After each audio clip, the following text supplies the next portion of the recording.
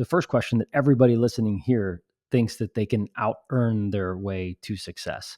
And talk about the earning part for a little bit, because I think a lot of times we get so focused on the earning more money, like it's the death of Right. more. Talk about Right. the fundamental of earning. What do you teach about just earning in general? Yeah. Well, and it's funny because typically I don't even start off with the earning part because usually people are earning a halfway decent income. That's not usually their problem.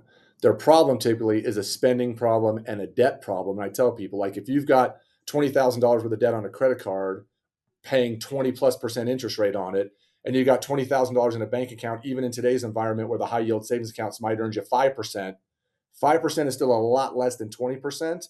And so I tell people the biggest thing you've got to be able to do is basically have no debts. Now, a mortgage on a property is one thing because that's a good debt on an asset that's appreciating, but it's all these other debts that people get in trouble with, whether it's just cars, personal loans, and occasionally, as you know, people, have life troubles. They're out of work, someone gets sick, and next thing you've got some debts for some reasons that maybe are not really in your control. But I always tell people when we sit down is figure out every place you make money, figure out what your actual budget is, and then we got to figure out what your debts are, what those payments are, what the interest rates you're paying on those are, and figure out how we're going to attack that and get rid of it. Because I tell people, if we got rid of all these debts and all these payments over here, that takes so much stress and pressure and all these things off of you. Because I mean, as much as we hate to say this, we help people buy and sell homes. And a lot of times, I know when I first got a license, you think it's always going to be for good reasons.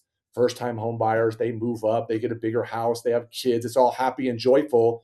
And a lot of times we sell houses because grandma passed away or people are getting divorced or family drama caused them to then go their separate ways.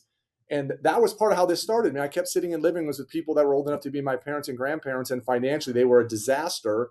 Or you're watching other couples getting divorced because financial pressures got to them. And I really do think in most couples, one person's more of a saver investor and one person's more of a spender.